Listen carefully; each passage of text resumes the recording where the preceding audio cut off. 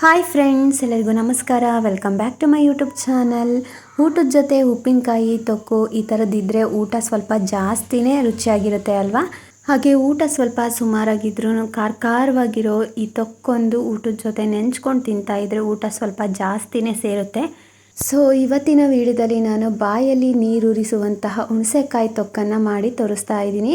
ತೊಕ್ಕು ಮಾಡೋದು ತುಂಬಾ ಕಷ್ಟ ಅಂತ ಅಂತಾರೆ. ಸೊ ಕಷ್ಟ ಏನಿಲ್ಲ, ತುಂಬ ಸುಲಭವಾಗಿ ಹುಣಸೆಕಾಯಿ ತೊಕ್ಕನ್ನು ಮಾಡ್ಕೊಳ್ಬೋದು. ಬನ್ನಿ ಹಾಗಾದರೆ ಹುಣಸೆಕಾಯಿ ತೊಕ್ಕನ್ನು ಹೇಗೆ ಮಾಡೋದು ಅಂತ ನೋಡೋಣ.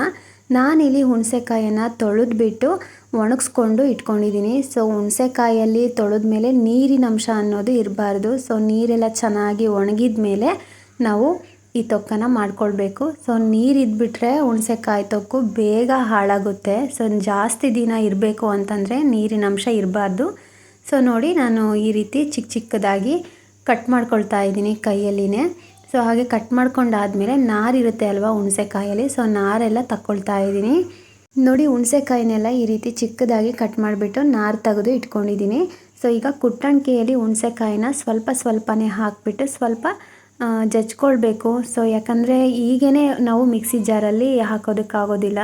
ಸೊ ತರಿಯಾಗಿ ಸ್ವಲ್ಪ ಜಜ್ಕೊಂಡ್ಬಿಟ್ಟು ಆನಂತರ ಮಿಕ್ಸಿಗೆ ಹಾಕಿದರೆ ತುಂಬ ಚೆನ್ನಾಗಿ ನುಣ್ಣಗಾಗುತ್ತೆ. ಸೊ ಹಾಗಾಗಿ ಸ್ವಲ್ಪ ಈ ರೀತಿ ಜಜ್ಕೊಳ್ಬೇಕು. ಸೊ ನೋಡಿ, ಈ ರೀತಿ ತರಿಯಾಗಿ ಸ್ವಲ್ಪ ಜಜ್ಕೊಂಡ್ರೆ ನಾವು ಮಿಕ್ಸರ್ಗೆ ಮಾಡಿದಾಗ ನುಣ್ಣಗೆ ತುಂಬ ಚೆನ್ನಾಗಾಗುತ್ತೆ ಹುಣಸೆಕಾಯಿ ತೊಕ್ಕು.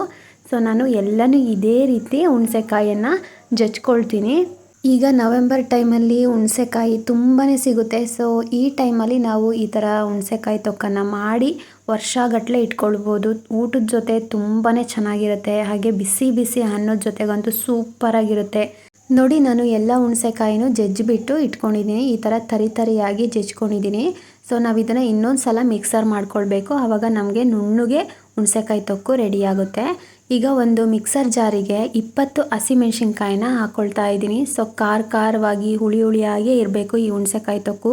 ಆವಾಗಲೇ ತುಂಬಾ ರುಚಿ ಇರುತ್ತೆ, ಸಖತ್ತಾಗಿರುತ್ತೆ. ಸೊ ಈಗ ಮಿಕ್ಸಿ ಜಾರಿಗೆ ಹಸಿಮೆಣ್ಸಿನ್ಕಾಯಿ ಹಾಕ್ಕೊಂಡಿದ್ದೀನಿ. ಹಾಗೆ ಸ್ವಲ್ಪ ಬೆಳ್ಳುಳ್ಳಿ ಹಾಕ್ಕೊಳ್ತಾ ಇದ್ದೀನಿ. ಒಂದು 4-5 ಗೆಡ್ಡೆನ ಬೆಳ್ಳುಳ್ಳಿ ಸುಲಿದ್ಬಿಟ್ಟು ಹಾಕ್ಕೊಂಡಿದ್ದೀನಿ. ಹಾಗೆ ಅರ್ಧ ಕಪ್ಪಷ್ಟು ಉಪ್ಪು ಹಾಕ್ಕೊಳ್ತಾ ಇದ್ದೀನಿ. ಉಪ್ಪು ಸ್ವಲ್ಪ ಜಾಸ್ತಿನೇ ಹಾಕ್ಕೊಳ್ಳಿ. ಸೊ ಜಾಸ್ತಿ ಉಪ್ಪು ಹಾಕ್ಕೊಳ್ಳೋದ್ರಿಂದ ಬೇಗ ಹಾಳಾಗೋದಿಲ್ಲ ಹುಣಸೆ ತೊಕ್ಕು. ಸೊ ಈ ಥರ ನಾವು ತರಿಯಾಗಿ ಹಸಿಮೆಣ್ಸಿನ್ಕಾಯಿ, ಉಪ್ಪು, ಬೆಳ್ಳುಳ್ಳಿನ ಪೇಸ್ಟ್ ಮಾಡ್ಕೊಂಡಾದ್ಮೇಲೆ ಇದ್ರ ಜೊತೆಗೆ ಈಗ ಹುಣಸೆಕಾಯನ್ನು ಹಾಕ್ಕೊಳ್ಬೇಕು, ಜಜ್ಕೊಂಡಿರೋದು. ಸೊ ಈಗ ಸ್ವಲ್ಪ ಅರಿಶಿನ ಹಾಕ್ಕೊಳ್ತಾ ಇದ್ದೀನಿ, 1.5 ಟೇಬಲ್ ಸ್ಪೂನಷ್ಟು. ನೋಡಿ, ಈ ರೀತಿ ತರಿಯಾಗಿ ರುಬ್ಕೊಂಡಿದ್ದೀನಿ. ಸೊ ಫುಲ್ಲು ನುಣ್ಣಗಾಗೋದಿಲ್ಲ ಇದು. ಸೊ ನಾವು ಎಷ್ಟೇ ರುಬ್ಕೊಳ್ತೀವಿ ಅಂದ್ರೂ ತರಿಯಾಗಿ ಆಗೋದು. ಸೊ ನೋಡಿ, ಈ ರೀತಿ ನಾನು ರುಬ್ಕೊಂಡಿದ್ದೀನಿ. ಸ್ವಲ್ಪ ತರಿಯಾಗಿ ಇದ್ರೇ ಹುಣಸೆಕಾಯಿ ತೊಕ್ಕು ತುಂಬ ಚೆನ್ನಾಗಿರುತ್ತೆ. ಸೊ ನೋಡಿ, ಈಗ ನಾವಿದಕ್ಕೆ ಒಂದು ಪೌಡರ್ನ ಹಾಕ್ಕೊಳ್ಬೇಕು. ಸೊ ಆವಾಗಲೇ ಸೂಪರಾಗಿರುತ್ತೆ. ಸೊ ಈಗ ಒಂದು ಸಲ ಎಲ್ಲ ಮಿಕ್ಸ್ ಮಾಡ್ಕೊಂಡಿದ್ದೀನಿ ಅಲ್ವಾ. ಒಂದು ಚಿಕ್ಕ ಬಾಣಲಿಗೆ 2 ಟೇಬಲ್ ಸ್ಪೂನಷ್ಟು ಮೆಂತೆಕಾಳು ಹಾಕ್ಕೊಳ್ತಾ ಇದ್ದೀನಿ. ಮೆಂತೆಕಾಳನ್ನ ಲೈಟಾಗಿ ಬಿಸಿ ಮಾಡ್ಕೊಳ್ಳೋಣ. ಸೊ ಈ ಥರ ಲೈಟಾಗಿ ಬಿಸಿ ಮಾಡಿ ಪೌಡ್ರ್ ಮಾಡಿ ಹಾಕೋದ್ರಿಂದ ತೊಕ್ಕು ತುಂಬಾ ರುಚಿಯಾಗಿರುತ್ತೆ. ಸೊ ನಾನು ತೊಗೊಂಡಿರೋ ಹುಣಸೆಕಾಯಿಗೆ 2 ಸ್ಪೂನಷ್ಟು ಮೆಂತೆಕಾಳಾದರೆ ಸಾಕು. ಮೆಂತೆಕಾಳು ಜಾಸ್ತಿ ಹಾಕೋದಕ್ಕೆ ಹೋಗಬೇಡಿ, ಯಾಕಂದರೆ ಕಹಿ ಬಂದುಬಿಡುತ್ತೆ. ಹಾಗಾಗಿ 2 ಸ್ಪೂನ್ ಹಾಕಿದರೆ ಸಾಕಾಗುತ್ತೆ. ಸೊ ನೋಡಿ, ಈಗ ಮೆಂತೆಕಾಳು ಬಿಸಿಯಾಗಿದೆ. ಈಗ ಮಿಕ್ಸಿ ಜಾರಿಗೆ ಹಾಕ್ಕೊಂಡಿದ್ದೀನಿ. ಹಾಗೆ ಅದೇ ಮಿಕ್ಸಿ ಜಾರಿಗೆ 2 ಸ್ಪೂನ್ ಜೀರಿಗೆ ಹಾಕ್ಕೊಳ್ತಾ ಇದ್ದೀನಿ. ಜೀರಿಗೆ ಕೂಡ ನಾನು ಬಿಸಿ ಮಾಡ್ತಾಯಿಲ್ಲ, ಹಾಗೆ ಹಾಕ್ಕೊಂಡಿದ್ದೀನಿ. ಈ ರೀತಿ ಪೌಡ್ರ್ ಮಾಡಿಬಿಟ್ಟು ನಾನು ರುಬ್ಬಿ ಇಟ್ಕೊಂಡಿದ್ದೆ ಅಲ್ವಾ ಹುಣಸೆಕಾಯಿ ತೊಕ್ಕು. ಸೊ ಅದಕ್ಕೆ ಸೇರಿಸ್ತಾ ಇದ್ದೀನಿ ಈ ಪೌಡರ್ನ. ಈಗ ಹುಣಸೆಕಾಯಿ ತೊಕ್ಕಲ್ಲಿ ಈ ಪೌಡರು ನೀಟಾಗಿ ಮಿಕ್ಸ್ ಮಾಡ್ಕೊಳ್ಬೇಕು. ಸೊ ಎಲ್ಲ ನೀಟಾಗಿ ಬೆರಿಬೇಕು ಹುಣಸೆಕಾಯಿ ತೊಕ್ಕಲ್ಲಿ. ತುಂಬಾ ಟೇಸ್ಟಿಯಾಗಿರುತ್ತೆ. ಸೊ ನೀವು ಈ ತೊಕ್ಕಿಗೆ ಒಗ್ಗರಣೆ ಕೂಡ ಕೊಟ್ಕೊಳ್ಬೋದು. ನಾನಿಲ್ಲಿ ಒಗ್ಗರಣೆ ಹಾಕ್ತಾಯಿಲ್ಲ. ಸೊ ಹಾಗೇ ನಾವು ಹಸಿದೇ ತಿಂತೀವಿ, ತುಂಬಾ ರುಚಿಯಾಗಿರುತ್ತೆ. ಸೊ ನಿಮಗೆ ಬೇಕು ಅಂತಂದರೆ ಒಗ್ಗರಣೆ ಮಾಡ್ಕೊಳ್ಬೋದು. ಸೊ ಒಗ್ಗರಣೆ ಹಾಕಿ ಇಟ್ಟರೆ ಎಣ್ಣೆದೇ ಸ್ಮೆಲ್ ಬಂದುಬಿಡುತ್ತೆ. ಹಾಗಾಗಿ ನಿಮಗೆ ಸ್ವಲ್ಪನೇ ಬಳಸ್ಕೊಳ್ಬೇಕಾದ್ರೆ ಒಗ್ಗರಣೆ ಹಾಕಿಬಿಟ್ಟು ಬಳಸ್ಕೊಳ್ಳಿ, ತುಂಬಾ ಚೆನ್ನಾಗಿರುತ್ತೆ. ಸೊ ನೋಡಿ, ಎಷ್ಟು ಸೂಪರಾಗಿ ರೆಡಿಯಾಗಿದೆ ಹುಣಸೆಕಾಯಿ ತೊಕ್ಕು. ತುಂಬಾ ಟೇಸ್ಟಿಯಾಗಿರುತ್ತೆ. ಸೊ ನಾನಿಲ್ಲಿ ಒಗ್ಗರಣೆ ಹಾಕಿಲ್ಲ, ಹಾಗೆಯೇ ಗ್ಲಾಸ್ ಕಂಟೈನರಲ್ಲಿ ಹಾಕ್ತಾಯಿದ್ದೀನಿ. ಸೊ ಈ ಹುಣಸೆಕಾಯಿ ತೊಕ್ಕನ್ನು ಗಾಜಿನ ಬಾಟಲಲ್ಲಾದರೂ ಹಾಕ್ಬೋದು ಅಥವಾ ಪಿಂಗಾಣಿ ಎಲ್ಲಾದರೂ ಹಾಕ್ಬೋದು.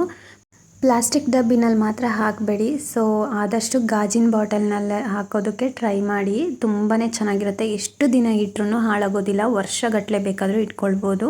ಸೊ ನಿಮಗೆ ಸ್ವಲ್ಪನೇ ಮಾಡ್ಕೊಳ್ತೀವಿ ಅಂತಂದ್ರೂ ಓಕೆ.